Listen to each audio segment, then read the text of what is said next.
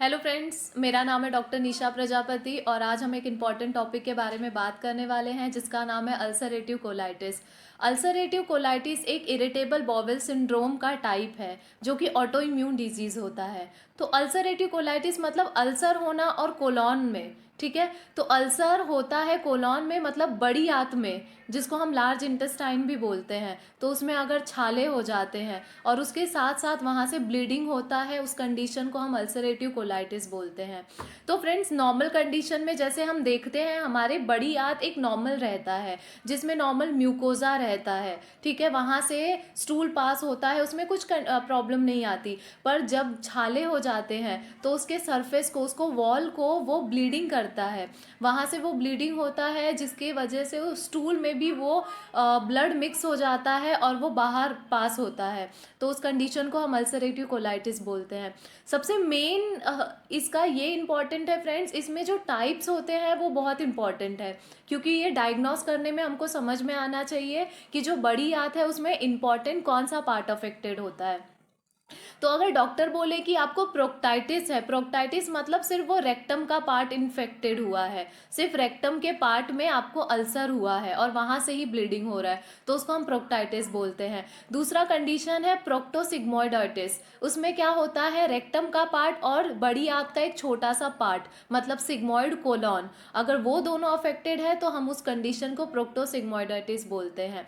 फिर उसके बाद डिस्टल कोलाइटिस, मतलब सिर्फ एक ही पार्ट को, सिर्फ एक पूरे पार्ट को अगर वो अफेक्ट कर रहा है, पूरे कोलॉन को, तो हम डिस्टल कोलाइटिस बोलते हैं। फिर उसके बाद एक्सटेंसिव कोलाइटिस। एक्सटेंसिव कोलाइटिस मतलब वो जो नॉर्मल पार्ट को अफेक्ट कर रहा है उसके अतिरिक्त, उसके अलावा वो एक्सटर्नल पार्ट को भी कर रहा है, तो उसको हम एक्सटेंसिव कोलाइटिस बोलते हैं। और नेक्स्ट कंडीशन जो कि सबसे सीवियर होता है वो पेन कोलाइटिस होता है। इसका मतलब पूरी बड़ी आंत में सूजन आना और उसमें छाले आना। तो ये डायग्नोसिस है, ये डिफरेंशियल है कि आपको जब बड़ी आंत में सूजन आती है, छाले आते हैं, तो कौन से पार्ट को अफेक्ट करती है। तो अभी हम इसके कॉजेज के बारे में जानेंगे दोस्तों। कॉजेज जो रहता है, सबसे पहले मैंने इसका बताया ऑटो इम्यून है, वो खुद के ही सेल को डिस्ट्रॉय करने लगता है। ये ऑटो इम्यून है, ये आपके फैमिली हिस्ट्री में भी अगर किसी को ये प्रॉब्लम है तो वो उनकी फैमिली से भी वो चली आती है। दूसरी कॉज है वायरस और बैक्टीरियल इन्फेक्शन का लॉज होना। कुछ ऐसा खा लेना जिसमें बैक्टीरिया और वायरस का बहुत ज़्यादा क्वांटिटी है। पुअर डाइट की वजह से, अगर कोई डाइट अच्छे से नहीं ले रहा और बाहर का ही अनहाइजेनिक फूड ले रहा है, उसकी वजह से भी होता है। Long term of some diseases, कोई ऐसी बीमारी है जिसकी वजह से इंसान कमज़ोर हो जाता है और बड़ी बड़ी बीमारियां उसको लगने लगती है, वो कंडीशन में भी उनको प्रॉब्लम ये आ सकती है।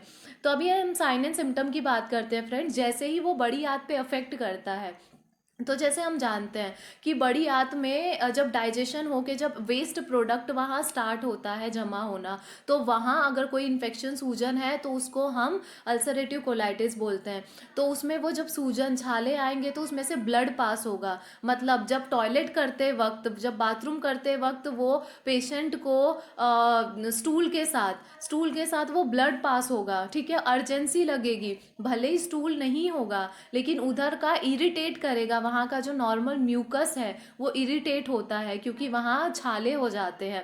इरिटेट होगा तो उसको लगता है कि उसको बार बार बाथरूम जाना है, उसका पेट साफ नहीं हुआ है, इसकी वजह से उसके पेट में भी दर्द होगा, जिसकी वजह से खाना भी नहीं पचेगा और उसको भूख भी नहीं लगेगी और हमेशा उसको थकावट, अनइजीनेस फील होता रहेगा। तो ये सारे सिम्टम्स है अल्सरेटिव कोलाइटिस के। फ्रेंड्स, इसका एलोपैथी में कोई भी ट्रीटमेंट नहीं है विदाउट पेन किलर, ठीक है। और होम्योपैथी में इसका बहुत अच्छा ट्रीटमेंट है। अगर हम स्टार्टिंग ही स्टेज में इसको होम्योपैथिक मेडिसिन हम स्टार्ट कर दिए तो ये क्योर हो सकता है, ये ऐसी कंडीशन है। लेकिन अगर हमने इसको पेन किलर लेते लेते सप्रेस किया तो ये प्रॉब्लम क्रिएट कर सकता है। तो अभी हम सबसे पहले हम 5 इंपॉर्टेंट होम्योपैथिक मेडिसिन की बात करते हैं जो कि अल्सरेटिव कोलाइटिस में बहुत ही इफेक्टिव है। तो सबसे पहली मेडिसिन की बात करते हैं फ्रेंड्स, उसका नाम है मर्कसॉल।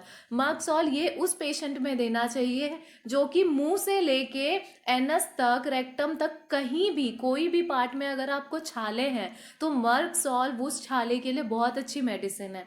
तो मर्कसॉल अल्सरेटिव कोलाइटिस में भी जब पेशेंट को स्टूल होता है, स्टूल में ब्लीडिंग होता है, ठीक है, और वो जो स्टूल रहेगा बहुत पतला रहेगा, और पतला स्टूल के साथ साथ अगर ब्लीडिंग हो रहा है तो मर्कसॉल उसके लिए बहुत अच्छी मेडिसिन है। नेक्स्ट मेडिसिन की बात करते हैं फ्रेंड्स, उसका नाम है मर्ककॉर। ठीक है, मर्ककॉर में क्या होता है, मर्ककॉर में ब्लीडिंग भी होगा, स्टूल भी होगा, लूज स्टूल होगा, लेकिन उसके साथ साथ उसको म्यूकस जाएंगे। म्यूकस मतलब हम हिंदी में आंव आना बोलते हैं जिसको, जो वाइट कलर का स्टूल के साथ स्लाइमी डिस्चार्ज होता है उसको हम म्यूकस बोलते हैं। तो अगर म्यूकस भी जा रहे हैं उसके साथ साथ तो मर्क और उसके लिए अच्छी मेडिसिन है। नेक्स्ट मेडिसिन की बात करते हैं फ्रेंड्स, उसका नाम है नक्स वोमिका। जो पेशेंट को अल्सरेटिव कोलाइटिस है, अगर उसकी हिस्ट्री देखी जाए तो अगर वो हिस्ट्री में वो पेशेंट को स्पाइसी फूड और एल्कोहलिक, उनको अल्कोहल पीने का बहुत ज़्यादा शौक है, स्पाइसी खाने का बहुत शौक है, बहुत तीखा खाते हैं, है ना, और लेट वॉच करते हैं, जल्दी उनका कोई प्रॉपर टाइमिंग नहीं होता है सोने का, तो अगर ये सारी कंडीशन है और उनको अल्सरेटिव कोलाइटिस है तो फिर नक्स वोमिका उसके लिए बहुत अच्छी मेडिसिन है। नेक्स्ट मेडिसिन की हम बात करते हैं। नेक्स्ट मेडिसिन का नाम नाइट्रिक एसिड है। दोस्तों नाइट्रिक एसिड उस अल्सरेटिव कोलाइटिस पेशेंट के लिए बहुत अच्छा है जब वो पेशेंट स्टूल पास कर रहा है, जब वो स्टूल पास कर रहा है उसी वक्त उसको इंटेंस पेन हो, पेन वाइल पासिंग स्टूल।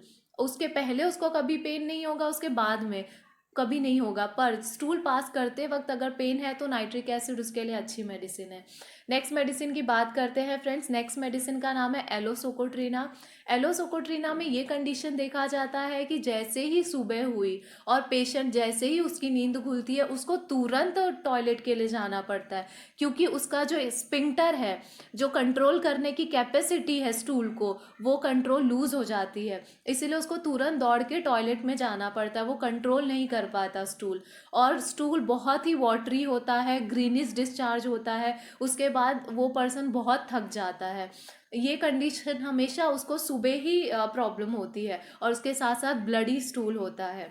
तो फ्रेंड्स ये टॉप 5 होम्योपैथिक मेडिसिन है, आप इसे प्रॉपर होम्योपैथिक फिजिशियन के अंडर ऑब्जर्वेशन में ही लीजिए, सेल्फ मेडिकेशन मत कीजिए। और हम कुछ प्रॉपर प्रिवेंशन के भी बारे में बताएंगे। प्रॉपर प्रिवेंशन में है फाइबर आप लीजिए, फाइबर हमारे बॉडी के लिए बहुत इंपॉर्टेंट होता है, जो लो इम्यूनिटी रहती है। और अगर आप स्पाइसी ये सारी चीज़ें खा रहे हैं, जंक फूड खा रहे हैं, तो उसको कम कीजिए। डेयरी प्रोडक्ट मत लीजिए, डेयरी प्रोडक्ट में हमारे जो बैक्टीरियाज होते हैं, जो नॉर्मल फ्लोरा बैक्टीरियल के लिए काम करते हैं, पर हमारे जो लो इम्यूनिटी है, जिनको अल्सरेटिव कोलाइटिस है, वही बैक्टीरिया उनके लिए बहुत ही हानिकारक हो सकता है। तो और ये सारे हैं चीज़ें प्रिवेंशन। तो फ्रेंड्स ये 5 होम्योपैथिक मेडिसिन के बारे में मैंने बताया आपको। अगर कोई भी मेडिसिन के बारे में अगर आपको कोई क्वेरी है तो आप मुझे कमेंट कर सकते हैं, और अगर आपको मेरी वीडियो पसंद आई तो प्लीज़ इसे लाइक कीजिए, शेयर कीजिए और सब्सक्राइब कीजिए। Thank you.